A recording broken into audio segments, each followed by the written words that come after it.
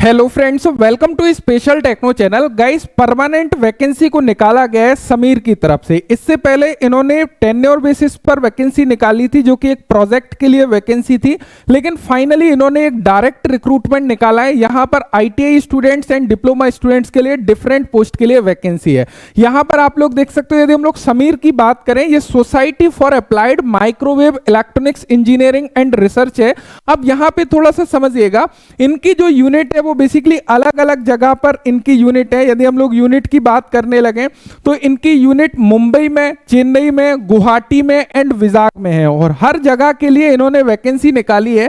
यदि आप लोग देखोगे, सभी वैकेंसी के लिए लगभग आईटी स्टूडेंट्स को इन्होंने लिया है। जैसे कि टेक्निकल असिस्टेंट ए के लिए 9 पोस्ट हैं, जहां पे फिटर, टर्नर, मशीनिस्ट अलग अलग ट्रेड को एलिजिबल किया है। टेक्निकल असिस्टेंट बी में भी जो है आईटीआई कैंडिडेट अप्लाई कर सकते हैं। सी, डी एंड यहां पर साइंटिफिक असिस्टेंट डिप्लोमा वाले अप्लाई कर सकते हैं। साइंटिफिक ऑफिसर ए के लिए भी वैकेंसी निकाली है। तो इस प्रकार जो टोटल वैकेंसी इन्होंने निकाली है वो 36 वैकेंसी यहां पर निकाली है। हम लोग इस वीडियो में कंप्लीटली डिटेल से समझ रहे होंगे किस पोस्ट के लिए क्या एजुकेशनल क्वालिफिकेशन की आवश्यकता होगी, किस प्रकार आपको अप्लाई करना है, सिलेक्शन प्रोसेस आप लोगों का क्या रहने वाला है, तो यहां पर समझ रहे होंगे। तो सबसे पहले हम लोग यदि पोस्ट वाइज देखने लगे तो सबसे पहले यहां पर आप लोग देखोगे, ये जो वैकेंसी है बेसिकली डायरेक्ट रिक्रूटमेंट के थ्रू निकला है। यहां पे आप लोग देख सकते हो, यहां पे filled on direct recruitment basis as mentioned below. यहां पे ये कोई कॉन्ट्रैक्ट बेसिस की भर्ती नहीं है। अब यदि टेक्निकल असिस्टेंट ए की हम लोग बात करें, 7th सीपीसी के अंतर्गत लेवल 2 के अंतर्गत आता है। ये लेवल 3, लेवल 4, लेवल 5।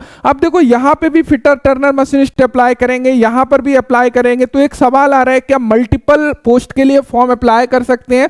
तो उन चीजों को भी समझ रहे होंगे, साथ ही साथ सभी के लिए एजुकेशनल क्वालिफिकेशन समझेंगे। तो सबसे पहले यदि हम लोग बात करें टेक्निकल असिस्टेंट ए की, देखिए यहां पे 5 पोस्ट अनरिजर्व्ड कैंडिडेट के लिए, 1 पोस्ट एसटी के लिए रिजर्व्ड है, 2 पोस्ट ओबीसी के लिए है और 1 पोस्ट ईडब्ल्यूएस के लिए है। यहां पर यदि लेवल 2 के अंतर्गत ये बेसिकली इनको पे मैट्रिक्स इनका रखा हुआ है, जो कि 19,900 स्टार्टिंग बेसिक रहने वाला है, 63,200 तक। यहां पर इनिशियली पे बेसिकली ये लोग लेवल 2 का देने वाले हैं। ये आपका बेसिक रहेगा इनिशियली, देन जो भी अलाउंसेस एप्लीकेबल होंगे, जो भी facilities as per government rule applicable है, आपको मेडिकल फैसिलिटीज है, चाहे एनपीएस है, वो सभी चीजें यहां पर मिल रही होंगी। उसके अलावा यदि हम लोग डिसिप्लिन सब्जेक्ट की बात करें, इलेक्ट्रॉनिक्स एंड मैकेनिकल दोनों के लिए है। यहां पर देखिए एज की यदि हम लोग बात करें, 25 साल अपर एज लिमिट रखी गई है। रिलैक्सेशन मिल जाएगा यदि आप लोग कैटेगरी से बिलोंग करते हो।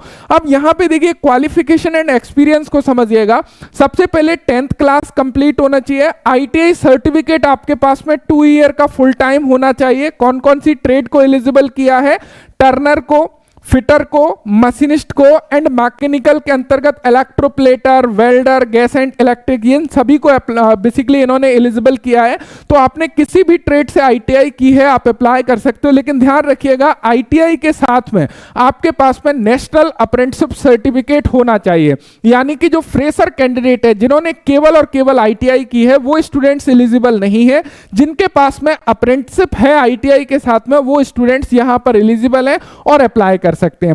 लोकेशन की बात करें, समीर की मुंबई, चेन्नई, गुवाहाटी एंड विजाग में इनकी लोकेशन है। तो किसी भी यूनिट में बेसिकली आपको पोस्टिंग मिल सकती है। टेक्निकल असिस्टेंट बी की बात करें, अब देखो यहां पे इनका जो पे स्किल है, लेवल 3 का पे स्किल रहेगा। वहां बेसिक 19,900 था, जहां पे स्टार्टिंग बेसिक 21,700 है।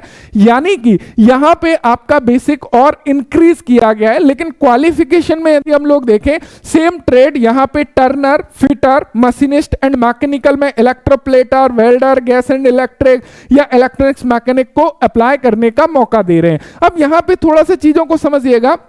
आप लोगों के लिए जो एजुकेशनल क्वालिफिकेशन है, यहां पर सेम, यानी कि 10th क्लास कंप्लीट होना चाहिए। आईटीआई आपने इन ट्रेड से की हो, नेशनल अप्रेंटिसशिप सर्टिफिकेट हो, लेकिन उसके साथ में यदि 2 ईयर का रिलेवेंट एक्सपीरियंस है आपका, आरएनडी इंस्टीट्यूट का हो, इंडस्ट्री का हो, फैक्ट्री का हो, उस कंडीशन में आप बेसिकली अप्लाई कर पाओगे टेक्निकल असिस्टेंट बी में। यदि आपके पास में एक्सपीरियंस नहीं है तो आप टेक्निकल असिस्टेंट ए में अप्लाई कर सकते हो। नेक्स्ट जो पोस्ट है टेक्निकल असिस्टेंट सी की है, यहां पे एक ही पोस्ट है जो कि इलेक्ट्रॉनिक्स के लिए रिजर्व रखी है। एंड यहां पर भी यदि आईटीआई आपने इलेक्ट्रॉनिक्स से की हुई है, इलेक्ट्रॉनिक्स मैकेनिक्स से, तो डेफिनेटली आप अप्लाई कर सकते हो। लेकिन यहां पे 5 ईयर का रिलेवेंट एक्सपीरियंस मांगा हुआ है, आर&डी इंस्टीट्यूट का हो या फिर आप लोगों का इंडस्ट्री का, ऑर्गेनाइजेशन का, तो उस केस में आप यहां पे बेसिकली अप्लाई कर सकते हो। ये समीर मुंबई के लिए यहां पे वैकेंसी है यदि टेक्निकल असिस्टेंट सी की हम लोग बात करें। एंड यहां पे यदि हम लोग टेक्निकल असिस्टेंट बी की बात करें, ये मुंबई, चेन्नई और कोलकाता की वैकेंसी है। एंड यहां पे नेक्स्ट जो हमारी पोस्ट है technical assistant D. Technical assistant D में देखिए जो उनका लेवल पे है वो लेवल 5 का रहेगा। 29,200 का इनिशियल बेसिक पे रहेगा, अलाउंसेस वगैरह सारी चीजें रहेंगी। डायरेक्ट रिक्रूटमेंट है आपका। इलेक्ट्रॉनिक्स एंड मैकेनिकल यहां पे 30 ईयर अपर एज लिमिट रखी है।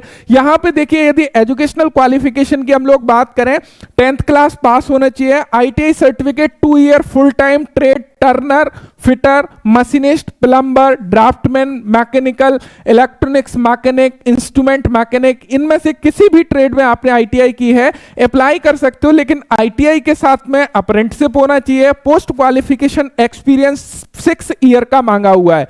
6 साल का एक्सपीरियंस यदि है तो आपका जो स्टार्टिंग बेसिक होगा 29,200 रुपीज रहने वाला है। यानी कि हर प्रकार के स्टूडेंट्स के लिए वैकेंसी है। यदि आपके पास एक्सपीरियंस नहीं है, केवल अप्रेंटिस है, तब भी आप एलिजिबल हो। तब आप लोग टेक्निकल असिस्टेंट ए में अप्लाई करोगे। यदि आपके पास में 2 साल का एक्सपीरियंस है तो आप असिस्टेंट बी में अप्लाई करोगे। यदि आपके पास में 6 साल का एक्सपीरियंस है तो यहां पे असिस्टेंट डी में अप्लाई आप कर सकते हो।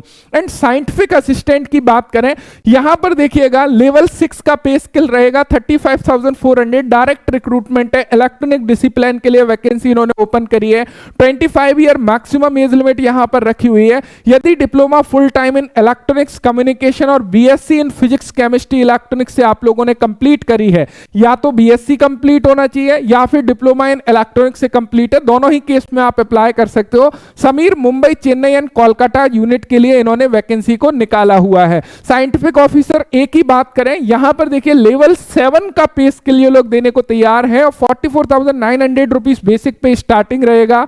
डायरेक्ट रिक्रूटमेंट निकाला है। इलेक्ट्रॉनिक्स, इलेक्ट्रिकल एंड सिविल तीनों के लिए वैकेंसी यहां पर है। 28 ईयर मैक्सिमम एज लिमिट यहां पर रखी हुई है।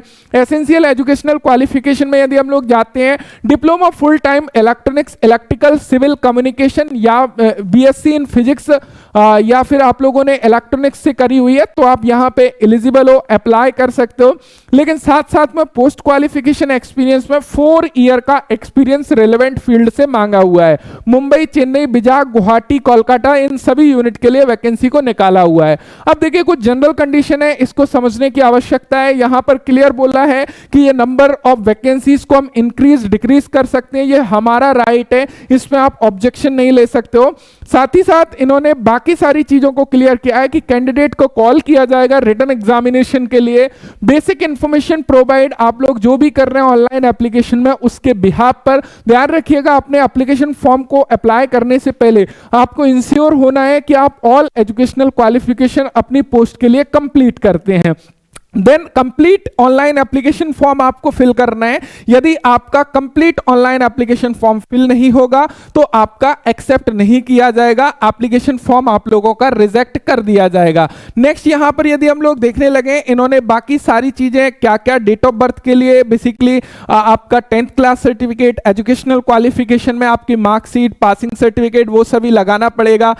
एक्सपीरियंस सर्टिफिकेट के अंतर्गत आप जो है पास्ट एम्प्लॉयमेंट का एक्सपीरियंस सर्टिफिकेट दे सकते हो, राइट। या फिर आप करंट एम्प्लॉयमेंट कहीं पर कर रहे हो तो आपका जो एनओसी है या लास्ट पेमेंट स्लिप है वो सभी लोग आप एक्सपीरियंस के बिहाफ पर लगा सकते हो। Caste certificate, valid caste certificate आपका होना चाहिए। इकोनॉमिकली वीकर सेक्शन के अंतर्गत आप लोगों का प्रॉपर सर्टिफिकेट हो। पीडब्ल्यूबीडी कैंडिडेट है, फिजिकल डिसेबिलिटी सर्टिफिकेट आपके पास में होना चाहिए। एंड यहाँ पे ये सारी चीजें बेसिकली की हैं। तो अब यहाँ पे यदि हम लोग सिलेक्शन प्रोसीजर की बात करें, सिलेक्शन प्रोसेस आप लोगों का 2 स्टेज में बेसिकली रहने वाला है। सबसे पहले आपका आपका written test computer based examination होगा।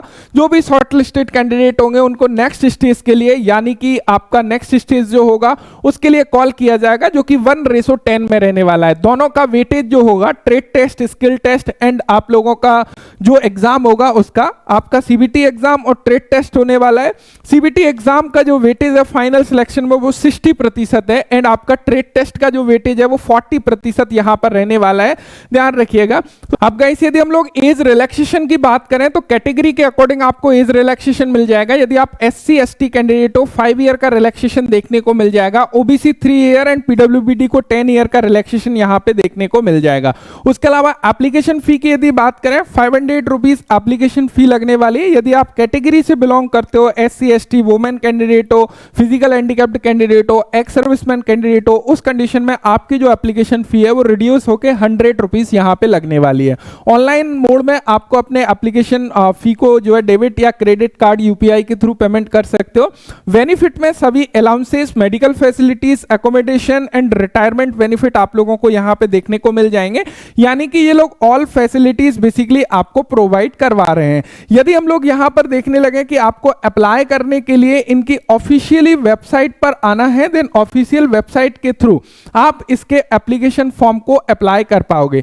यहां पर इसका जो एप्लीकेशन फॉर्म है वो 1 अक्टूबर 2025 से एक्टिवेट हो जाएगा और इसको आप लोग 31 अक्टूबर 2025 तक अप्लाई कर सकते हैं। तो प्रॉपर ऑनलाइन मोड में आप अपने एप्लीकेशन फॉर्म को बेसिकली जो है फिल कर सकते हो। साथ साथ में जब आपका ऑनलाइन एग्जामिनेशन होगा देन उस कंडीशन में आपको ओरिजिनल डॉक्यूमेंट एंड साथ साथ में 1 सेट ऑफ कॉपी बेसिकली लेके जाना पड़ेगा उनके जिरोक्स की, सो दैट कि इमीडिएटली ये लोग आगे का प्रोसेस डॉक्यूमेंट वेरिफिकेशन करेंगे तो उस केस में आपको इंस्ट्रक्शन एडमिट कार्ड में दिए होंगे। सो thank you so much video देखने के लिए। मुझे उम्मीद है कि ऑल इन्फॉर्मेशन मिल गई होगी। इसके सिलेबस वगैरह की इंफॉर्मेशन इन्होंने बेसिकली प्रोवाइड नहीं की हुई है कि आपका क्या कुछ सिलेबस रहेगा। यदि इनकी वेबसाइट पर कुछ भी अपडेट होता है इनके सिलेबस को लेके, एग्जाम पैटर्न को लेके, तो डेफिनेटली मैं आपको अपडेट करूंगा। एंड गाइस मल्टीपल पोस्ट की यदि बात करें, यहां पर कुछ भी मेंशन नहीं किया है कि आप मल्टीपल पोस्ट के लिए अप्लाई कर सकते हो या नहीं कर सकते हो। जब मेंशन नहीं होता है तो आप सेपरेटली अपने एप्लीकेशन फॉर्म को मल्टीपल पोस्ट के लिए फिल कर सकते हो। So thank you so much, thanks for watching and bye bye.